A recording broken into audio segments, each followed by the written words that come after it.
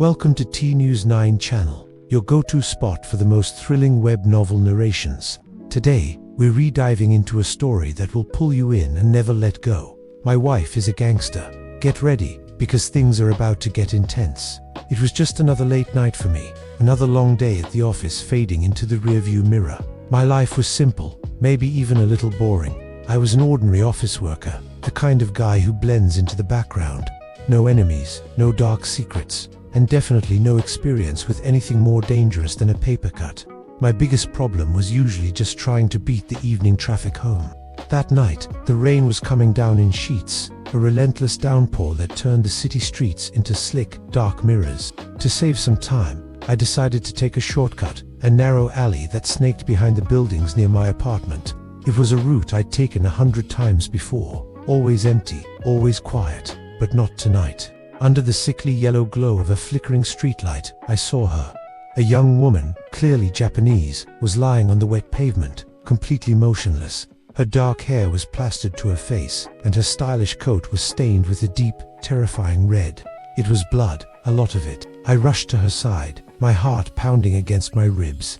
Her breathing was shallow, a faint, desperate whisper against the sound of the rain. She was barely hanging on. Her hand was clenched into a tight fist, clutching something small and metallic. My curiosity got the better of my fear. I gently pried her cold fingers open, one by one, and then my heart didn't just pound, it stopped. Lying in her palm was a spent bullet casing. The rain, the blood, the bullet hit was like a scene from a movie I had no business being in. For a full 3 seconds, I just stood there, frozen.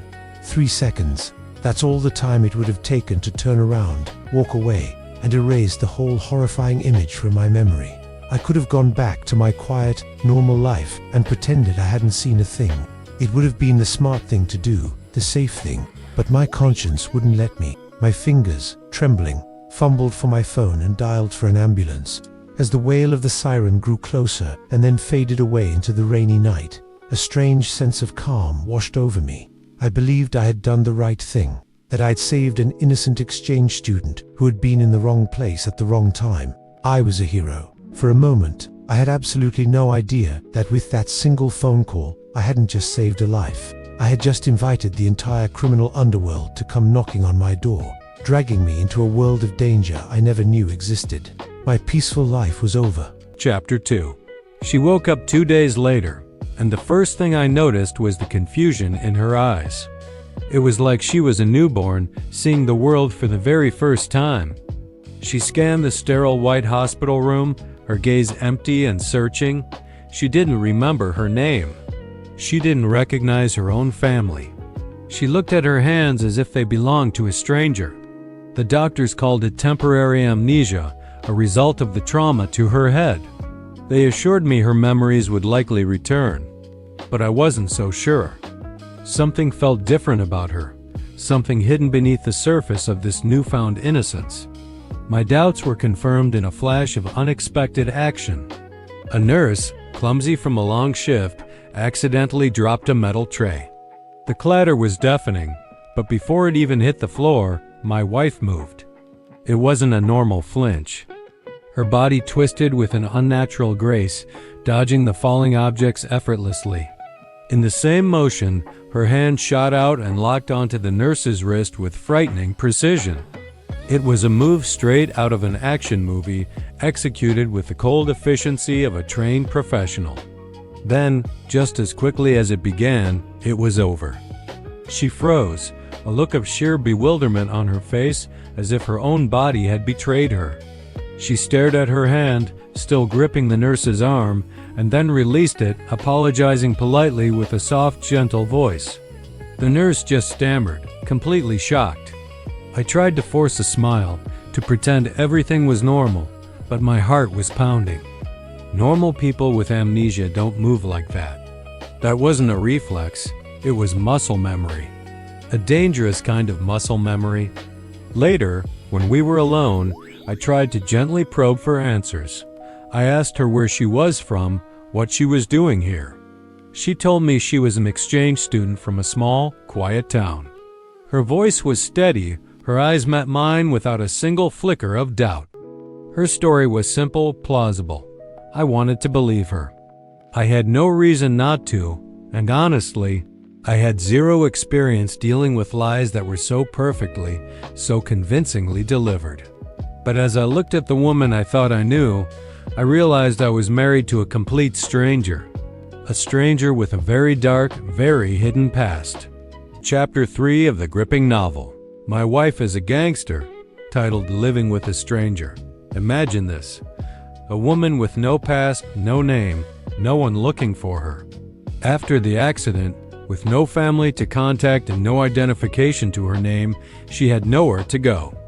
So she ended up staying with me just for a little while or so, I thought. Life with her was a series of curious observations. She was incredibly neat, almost meticulously so. Her sleep was featherlight. The slightest sound would stir her. Whenever we sat down, whether at home or in a cafe, she always chose a seat with her back firmly against a wall, her eyes subtly scanning the room. It was a habit I couldn't quite place, but it felt like second nature to her, and her cooking. Let's just say it was an adventure. We had more than a few meals that were memorable for all the wrong reasons, but then there were her other skills. One evening, I fumbled with my keys, trying to unlock my own front door. She took them from my hand, and in a flash, the door was open.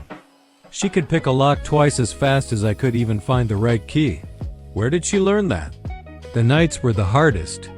I would often wake up to the sound of her voice, whispering in fluent Japanese. I'd find her drenched in sweat, tangled in her sheets, clearly in the grip of a terrifying nightmare. When I gently wake her, she could never remember what she was dreaming about. The details were lost to the night, but the raw fear in her eyes lingered long after she was awake. I didn't understand the words she spoke in her sleep, but I understood the terror that haunted her. Despite the mysteries, or maybe because of them, we grew closer. We fell into a comfortable rhythm. We shared meals, watched movies, and talked about everything and nothing. Her strange habits became familiar, endearing even. Her presence filled the quiet corners of my apartment, and slowly, surely, I started to forget the most important detail. I forgot that this quiet, mysterious woman I was falling for was carrying a past so dangerous, so dark, that it was actively trying to find her and end her life. And living with her meant I was now standing right in its path. Chapter 4 of My Wife is a Gangster, titled Men in Black. Imagine this. A quiet afternoon, sunlight streaming through your window.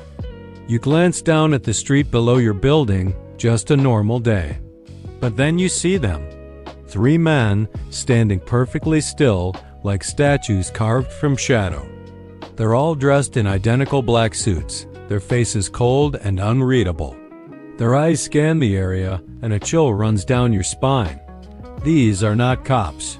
You just know it. You try to shake it off, telling yourself you're being paranoid. But the image of those men stays with you, a dark premonition you can't quite place. You go about your evening, trying to forget, but there's a knot of unease tightening in your stomach. Later that night, the fragile peace is shattered. Literally, a deafening crack echoes through your apartment as the living room window explodes into 1,000 tiny pieces. Gunfire. The sound is unmistakable, terrifying. Before you can even react, she screams a raw, panicked sound and collapses to the floor, clutching her head in agony. It's like the gunshot triggered something deep inside her. A switch has been flipped. Her eyes, usually so full of warmth and a little bit of mystery, are now wide with a terror you've never seen before. It's as if she's seeing ghosts from a past you never knew she had.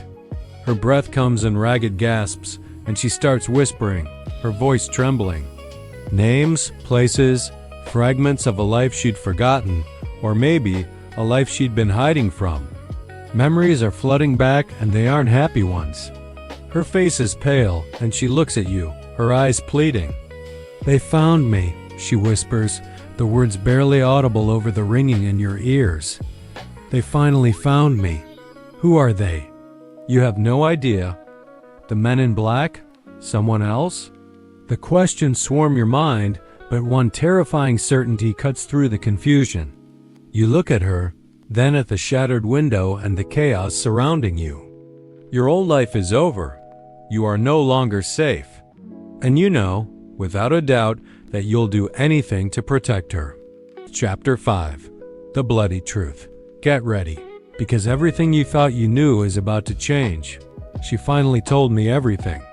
The words tumbled out, each one heavier than the last, painting a picture I could hardly comprehend. Her father, she explained, wasn't just a businessman. He was one of the most powerful, most feared Yakuza bosses in the entire Kansai region. A legend, a titan of the underworld.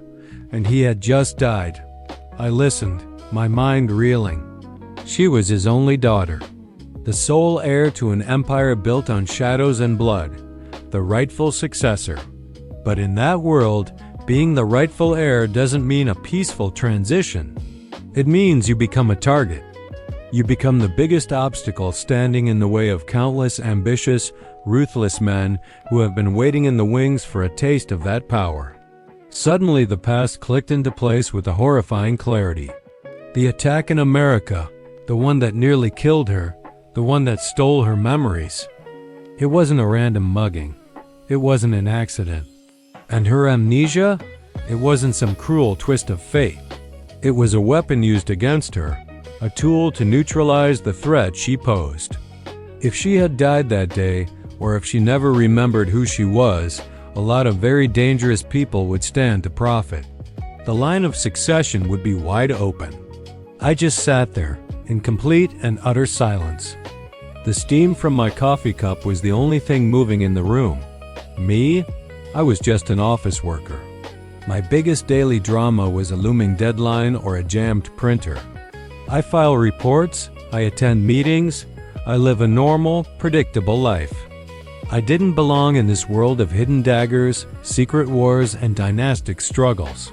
This wasn't my life. But I looked at her, at the woman I married, the woman I fell in love with, and I knew, with a certainty that chilled me to the bone, that her world was now mine too.